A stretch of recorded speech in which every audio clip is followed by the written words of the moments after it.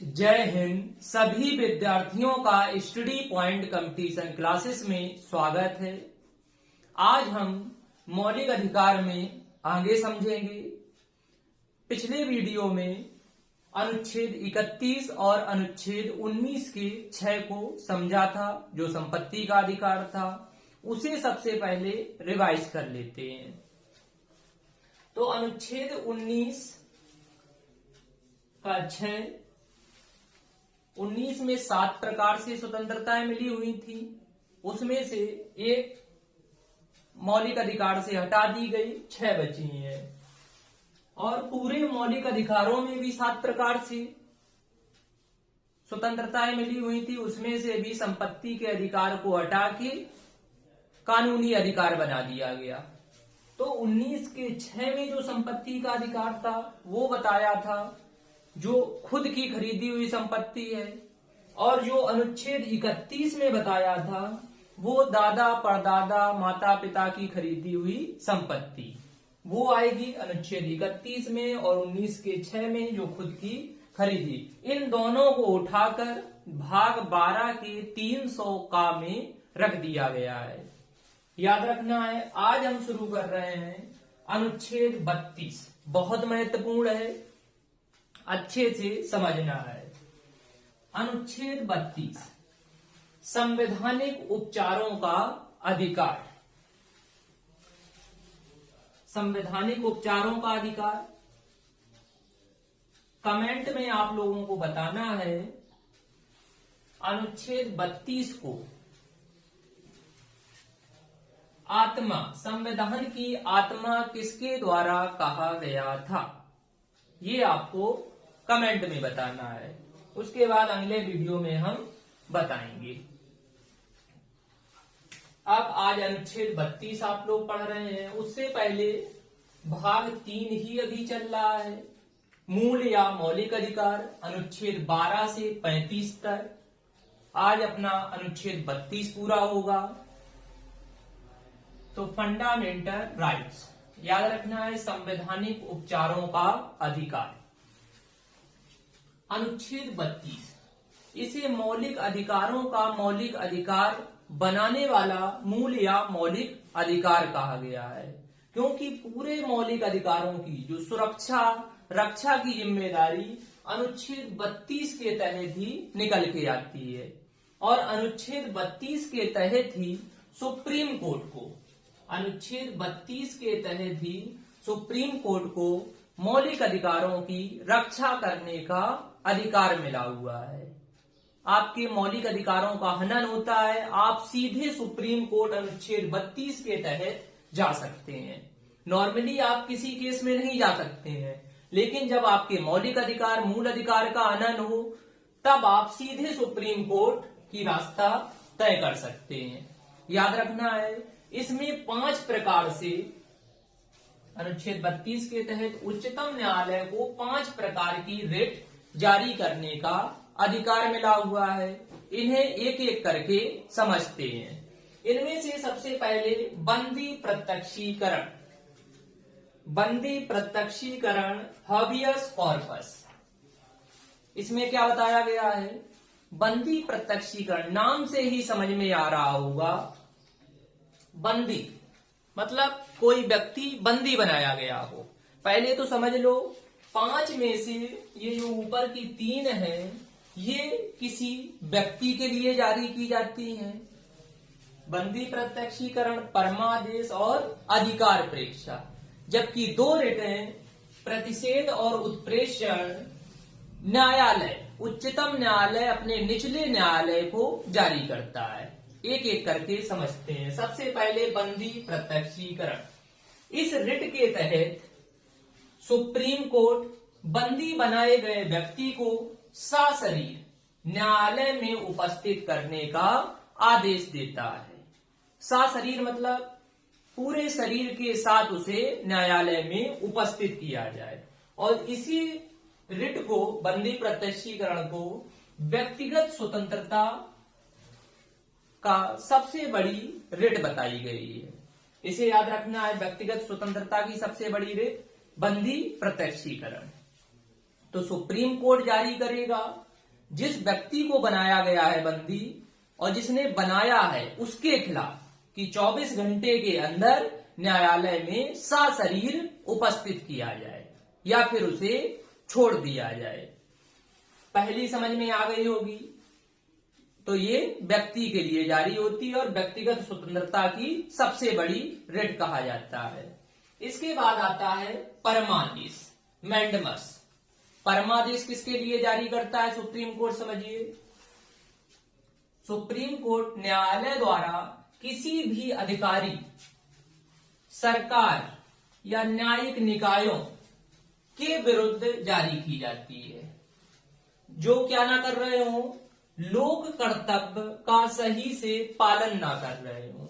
Example में हम समझते हैं, जैसे कोई सरकारी कर्मचारी में सरकारी मास्टर हो गया, सरकारी हॉस्पिटल का डॉक्टर हो गया।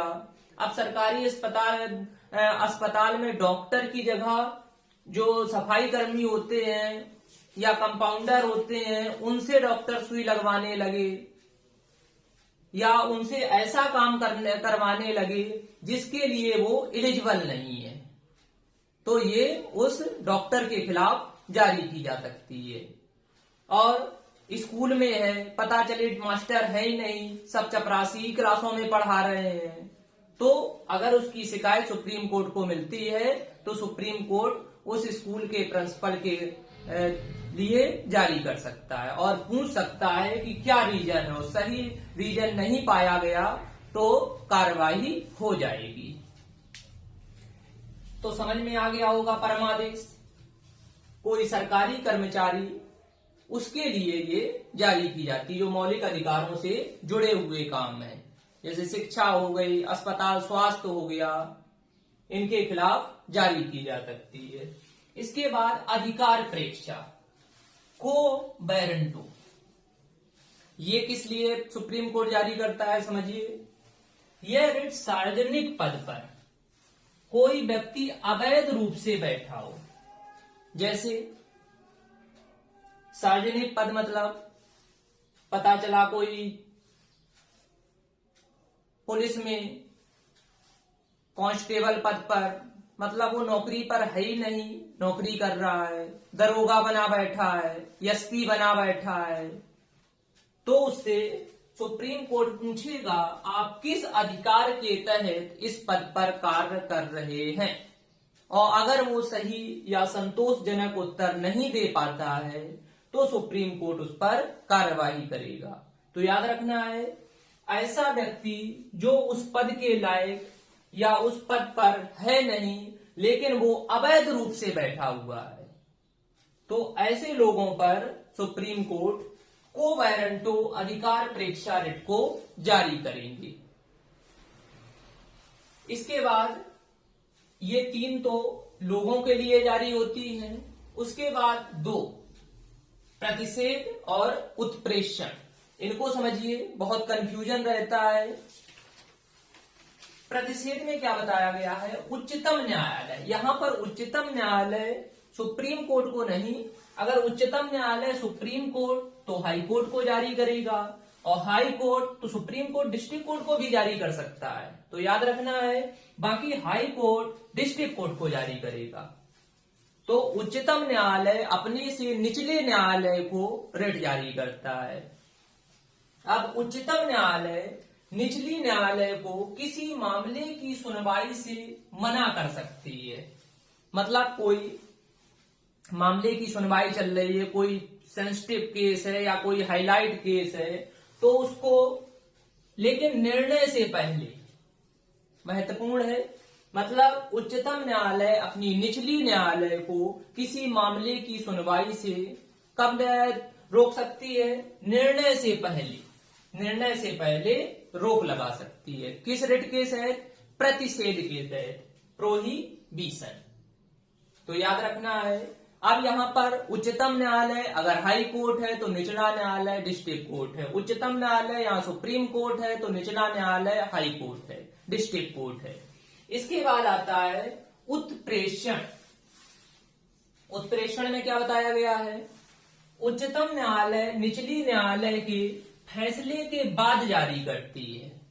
जब मतलब फैसला सुना दिया हो, मतलब अनुचित मतलब गलत न्याय दे दिया हो, अधिकार क्षेत्र से बाहर का न्याय दे दिया हो, अप्राकृतिक न्याय दे दिया हो, ऐसी स्थिति में उच्चतम न्यायालय अपने निचले न्यायालय को जारी करता है। मतलब फैसला होने के बाद उत्प्रेषण जारी की जाती है और फैसला मतलब निर्णय होने से पहले प्रतिषेध जारी की जाती है। अपना उच्चतम न्यायालय अपने निचले न्यायालय को जारी करता है। उम्मीद है अच्छे से समझ में आ गया होगा। एक बार ना समझ में आए दोबारा से देखना, जरूर एक एक पॉइंट समझ में आएंगे। एक बार रिवाइज कर लेते हैं। अनुच्छेद 32, इसे मौलिक अधिकारों का मौलिक अधिकारों बनाने वाला मूल अधिकार कहा गया है। अनुच्छेद 32 के तहत सुप्रीम कोर्ट 5 प्रकार की रिटें जारी करता है। पहला है बंदी प्रत्यक्षीकरण। बंदी से समझ में आ रहा होगा, कोई व्यक्ति अगर बंदी बनाया गया है अवैध रूप से और न्यायालय को ये जानकारी दी जाती है, तो न्यायालय जिसने बंदी बनाया है उस व्यक्ति, अधिकारी, संस्था के खिलाफ ये रिट जारी करेगा। 24 घंटे के अंदर उस व्यक्ति को सशरीर न्यायालय में उपस्थित किया जाए या उसे छोड़ दिया जाए। उसके बाद दूसरा आता है परमादेश, मैंडेमस। परमादेश जो सरकारी कर्मचारी सही से काम ना कर रहे हो, लेकिन इसमें जैसे अपने राष्ट्रपति जी भी सरकारी हैं, राज्यों में राज्यपाल सरकारी हैं, तो ये दो ऐसे पद हैं जिनके खिलाफ जारी नहीं की जा सकती है। तो याद रखना है, एक तो राष्ट्रपति यहां पर लिख लेना है और एक राज्यपाल। राष्ट्रपति और राज्यपाल ये दो ऐसे संवैधानिक पद हैं जिनके खिलाफ जारी नहीं की जाए। कुछ भी ना करें तब भी इनके खिलाफ परमादेश जारी नहीं किया जा सकता है। इसके बाद अधिकार परीक्षा, मतलब जो व्यक्ति अपने अधिकार से बाहर का काम कर रहा हो, जिस पोस्ट के लिए वो एलिजिबल नहीं है उस पोस्ट का भी काम कर रहा हो, तो उस समय ये अधिकार परीक्षा जारी की जा सकती है। फिर इसके बाद प्रतिषेध उच्चतम न्यायालय अपने निचले न्यायालय को किसी मामले के निर्णय से पहले जारी करता है। इसके बाद उत्प्रेषण उच्चतम न्यायालय अपने निचले न्यायालय को निर्णय होने के बाद जारी करता है। जैसे कोई गलत निर्णय सुना दिया हो, क्षेत्राधिकार से बाहर काम कर रहा हो, अप्राकृतिक काम कर रहा हो, उस दौरान उत्प्रेषण को सुप्रीम कोर्ट जारी करता है। तो यहाँ पर सुप्रीम कोर्ट अनुच्छेद 32 के तहत जारी करता है। हाई कोर्ट को भी रिट जारी करने की शक्ति प्राप्त है, वो आप आगे पढ़ेंगे अनुच्छेद 226 में। तो याद रखना है, ये हाई कोर्ट जारी करता है। तो आज के लिए इतना ही। उम्मीद है आप लोग कमेंट में बताएंगे कैसा समझ में आया, और जो क्वेश्चन पूछा है संविधान की आत्मा अनुच्छेद 32 को किसने कहा, ये आप कमेंट में आंसर देंगे। आज के लिए इतना ही। Thank you.